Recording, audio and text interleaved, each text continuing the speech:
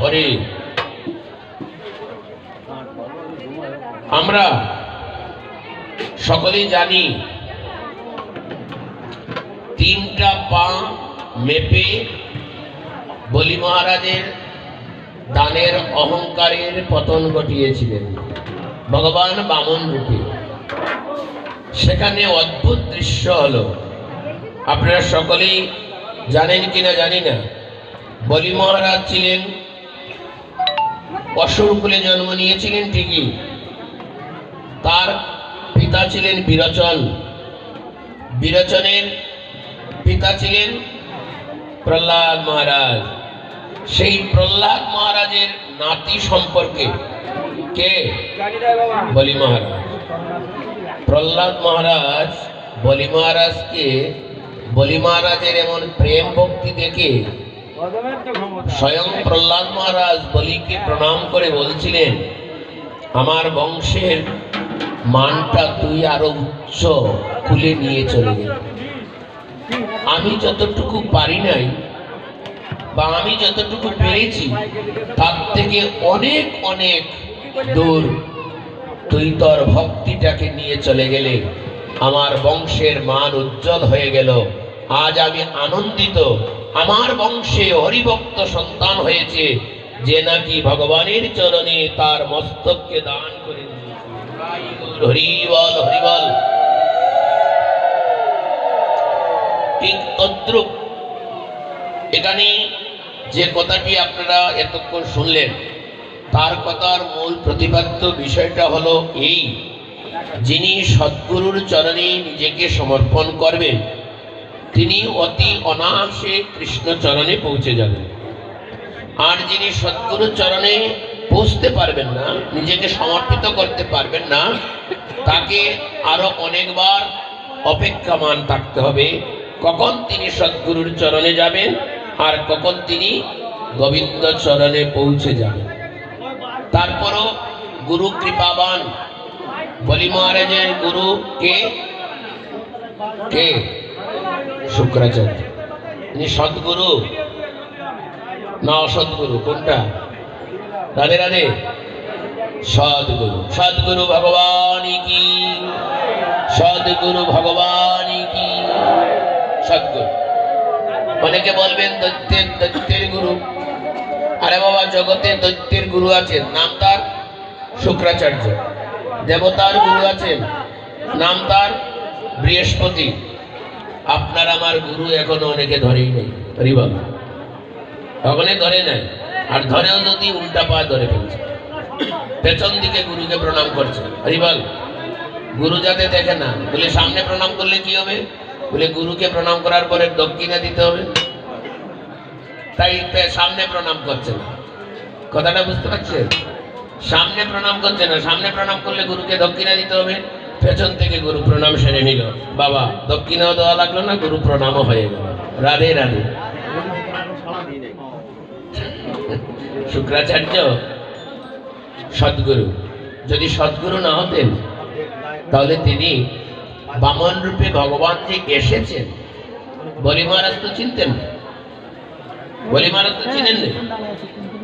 বলি মহারাজ যজ্ঞ করছেন, যজ্ঞে তিনি দান করছেন, দানের মধ্যে অহংকার রয়ে গেছে। যে কথাটা আমরা প্রতিষ্ঠা, যশমান প্রতিষ্ঠার উপরে আলোচনা হয়েছে, তো সেখানে আপনারা দেখবেন আমাদের কেউ যদি দান করে মাইকে না বললে হয় না। হরিবল। মাইকে তার নাম বলতে হবে, তার গোষ্ঠীর নাম বলতে হবে, বললে তার উদ্ধার করতে হবে। করতে হবে। বলছে যে তুমি আমি যে দান করি, দানের মধ্যে অহংকার থাকে। একটা দ্বিতীয় যদি কোনো ব্রাহ্মণ বা বৈষ্ণবকে দান করা হয়, তখন যে দান করে সে চিন্তা করে এটা তো বৈষ্ণবকে দান করব বা ব্রাহ্মণকে দান করব। এমন দুটি কিনে সারা সিটিটোলা বাজারেই দেখা যায়। হরিবল। যে কথাটা ভগবান স্বয়ং ভগবানকে বৈষ্ণব চূড়ামণি দেবর্ষি নারদ ঋষি বলেছিলেন, হে ভগবান, তোমার তো জগতে সবকিছুই আছে গো, এই যে তোমার সবকিছু আছে, এই জন্য ভগবান তুমিও অহংকারী কম না, কিন্তু যদি কোনো যজ্ঞ করো এই যজ্ঞ করতে হলে অহংকারের পতন ঘটাতে হবে। ভগবান তোমার অহংকারের পতন ঘটবে তুমি যদি কারো কাছে 1টা টাকা ভিক্ষা করো, কারো কাছে যদি তুমি হাত পাতো, তাহলে তোমার দানের অহংকার থাকবে না।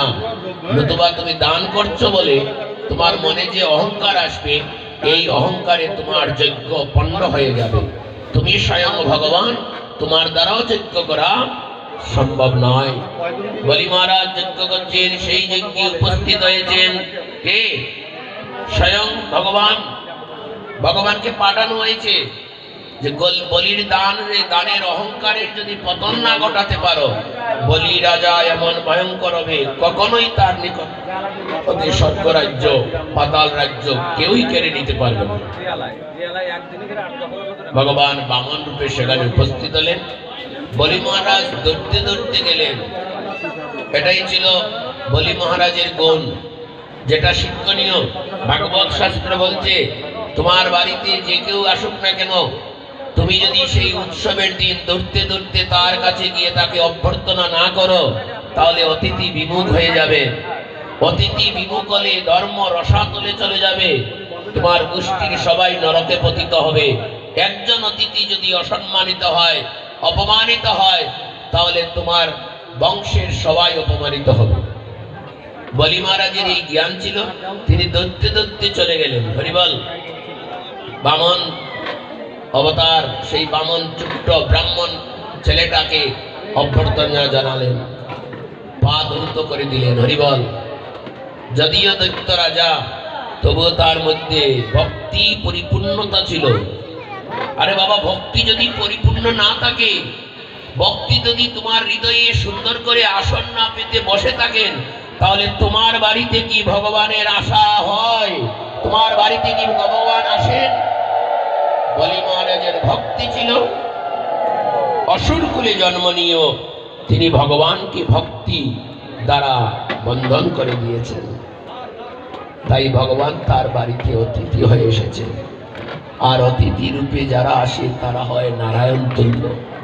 আমরা আমাদের এই চর্মচক্ষু দ্বারা, এই বজনহীন চক্ষু দ্বারা ভগবানকে দর্শন করতে পারি নাই।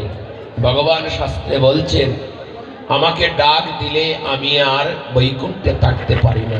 আমাকে ডাক দিলে, যদি কেউ আমাকে গোবিন্দ কৃষ্ণ বলে একবার ডাক দে, আমি আর বৈকুণ্ঠে থাকতে পারি না। আমার ভক্তের ডাক শুনে বৈকুণ্ঠ ত্যাগ করে আমি ভক্তের মধ্যে এসে উপস্থিত হই। কিন্তু আমাদের দুর্ভাগ্য, আমরা ভগবানকে দর্শন করতে পারি নাই। তাই মহাজন বলছেন, ভগবানকে যদি দর্শন করতে নাই পারো, তাহলে ভক্তের মধ্যে ভগবানকে দর্শন করো। ভক্ত সেজে ভগবান তোমার বাড়ি এসেছেন, সেই ভক্তের মাঝেই তুমি ভগবানকে দর্শন করে ভক্তের কাছে তুমি পূজাটা দান করো, অর্ঘ্যটা দান করো। বলি মহারাজ সেই অর্ঘ্যটা ছোট্ট ব্রাহ্মণ দেবতাকে দিয়েছেন। ব্রাহ্মণকে সিংহাসনে বসিয়ে তিনি কি করলেন? পাদ্য অর্ঘ্য দিয়ে তার জল দিয়ে পাটা ধুয়ে দিলেন। বলি বললেন, এ ব্রাহ্মণ কুমার, আমি আজ যজ্ঞ করছি, তোমায় দেখে আমার প্রাণ জুড়িয়ে গেল। তোমার বদন দর্শন করে আমি এক আনন্দ অনুভব করলাম, আমি যেন স্বর্গীয় সুখ লাভ করছি। তোমার বদনের মধ্যে যে অমৃতময় রূপ আছে, সেই রূপের মধ্যে তোমাকে দেখে আমি যেন ঈশ্বরকে দর্শন করতে পেরেছি।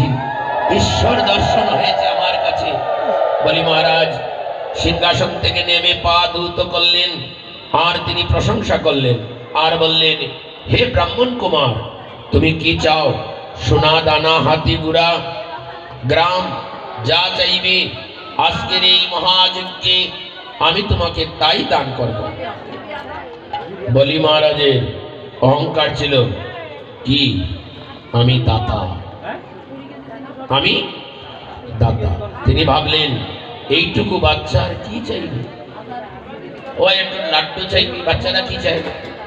একটু লাড্ডু, একটু চকলেট, আর এখনের কলিযুগে একটু পটেটো, আরে চিপস, একটু পটেটো চাইবে, এই তো। বলি মহারাজ সেই সময় ভাবছেন হয়তো একটু লাড্ডু চাইবে, কিন্তু ভগবান বললেন, আমাকে লাড্ডু মিঠাই কিছু দিতে হবে না।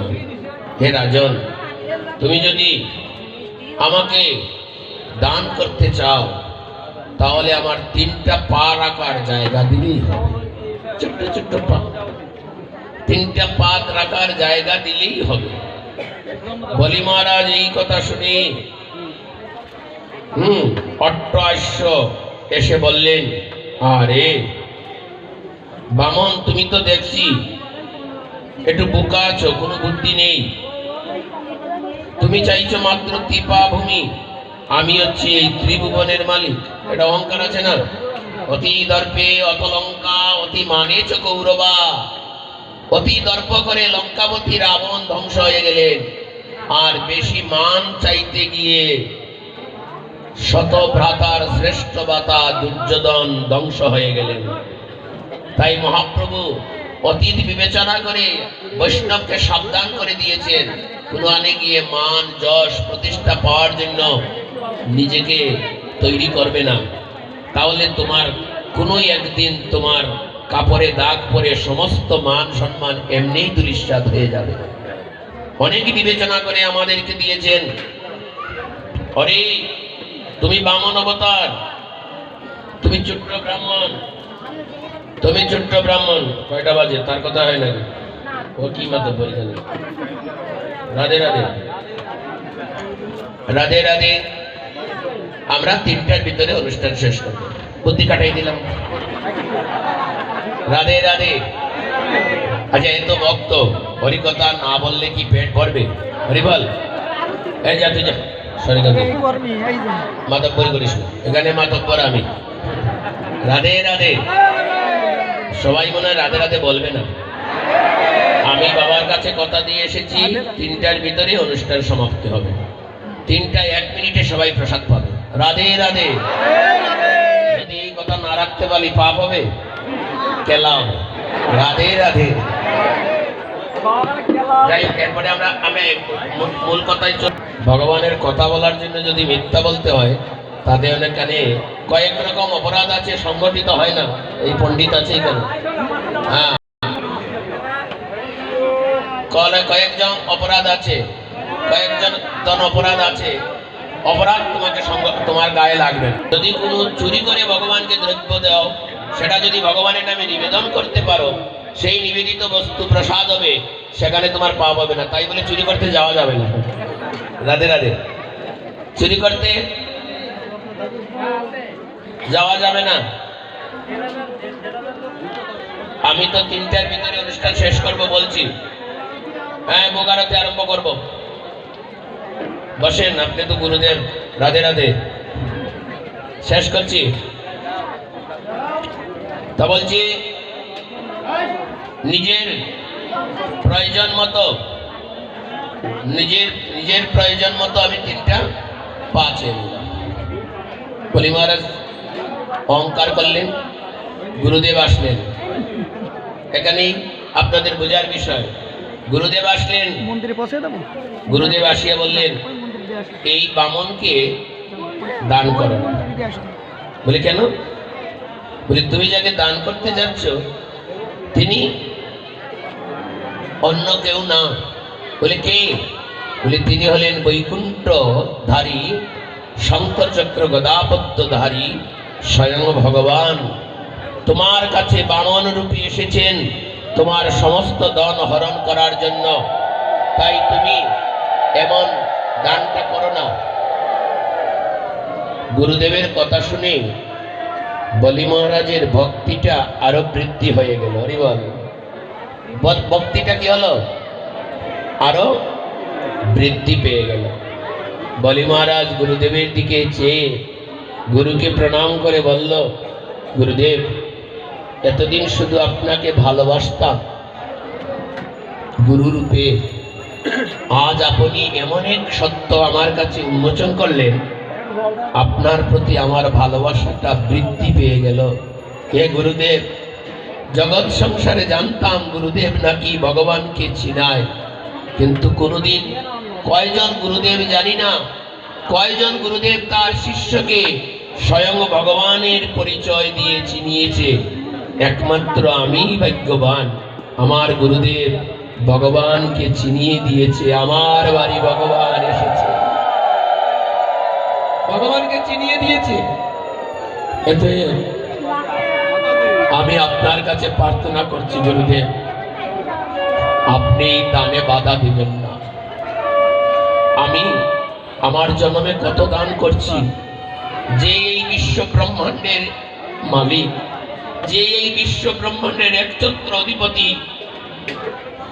যার কে ভজন করার জন্য, যাকে পাওয়ার জন্য যোগীন্দ্র, মনীন্দ্র, জ্ঞানেন্দ্র, ধ্যানেন্দ্র ইত্যাদি দেবতাগণ যুগ যুগ তপস্যা করছে তাকে পাওয়ার জন্য, আজ না আমি না চাইতেই তিনি দয়া করে আমার গৃহে এসেছেন।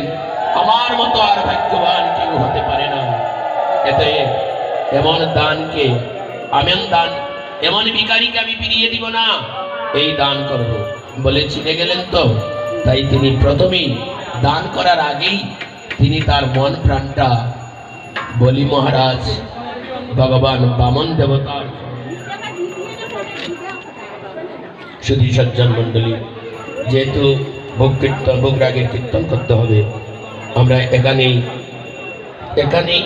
আমি এখানেই সমাপ্তি টানছি। সকল ভক্তবৃন্দের কাছে অনুরোধ, সকাই গোবিন্দ চরণে নিজেকে সমর্পণ করুন আজকের এই যজ্ঞের মাধ্যমে।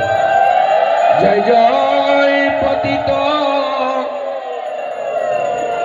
উদ্ধারণ